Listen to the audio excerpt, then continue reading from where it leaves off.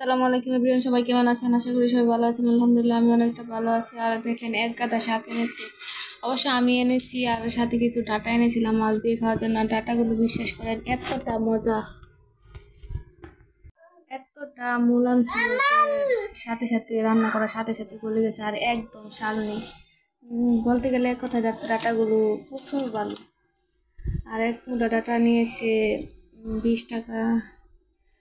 আর শাকগুলো নিয়েছিল সে সেম দামই নিয়েছে, তাও সবচেয়ে বেশি ভালো হয়েছে ডাটাগুলো। আর এই তো শাকে কিছুটা শাক আমি রাতের বেলা রান্না করছি। শাকগুলো কেটে বেছে ধুয়ে তারপর রান্না করবো। আর এই পুঁই শাকের সাথে কে কে শাক খান অবশ্যই জানাবেন। আমি কিন্তু ফার্স্ট টাইম করতেছি। আমি এর আগে কোনো শাক খাই, পুঁই শাক মানে আলু দিয়ে খাইনি। আর এই তো শাকটা ফোড়ন দেওয়ার জন্য এখানে আমি রসুন, পেঁয়াজ আর শুকনো মরিচ ভেজে নিচ্ছিলাম। ওইটাই আমি ভালোভাবে লাল লাল করে ভেজে তারপর যে শাকটা সেদ্ধ করে রেখেছিলাম ওটা দিয়ে দেবো। আমি শাকটা কিন্তু একদম পানি শুকিয়ে তারপর উঠিয়ে নিয়েছিলাম। আর আজকে শাক ভাজিটা অনেক মজা হয়েছিল। সাথে কিন্তু আমি কলা ভর্তা করেছি, কলাটা আস্তে সেদ্ধ করেছি। এতে করে কলার ভেতরে মানে পানি ঢুকে না বা কষটা বের হয়ে যায়।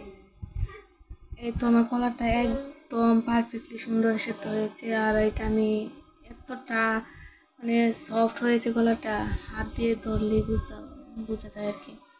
দেখে হয়তো অনেকটা বোঝা যাচ্ছে যে গলাটা কতটা সফট হয়েছে, দেখেন। আর এই ভর্তাটাও ভীষণ মজা হয়েছিল। ওর আব্বু তো ভর্তা দিয়ে খেয়েছে, আমি শাক দিয়ে খেয়েছিলাম। আমার কাছে শাকটা ভালো লেগেছে, ওর আব্বুর কাছে নাকি ভর্তাটা ভীষণ ভালো লেগেছে। তো একাই ভর্তাটুকু খেয়েছে আর শাক অল্প নিয়েছিল, তাই ভর্তাটার ব্যাপার আমি এত একটা বলতে পারি না, কারণ আমি তেমন একটা খাইনি, শাক দিয়ে খেয়েছিলাম। আর এই ভর্তাটার মধ্যে আমি তেমন কিছুই দিইনি, তেলটা পর্যন্ত ব্যবহার করিনি, কারণ সরিষার তেল তেমন ঝাঁঝ খেতে পারি না।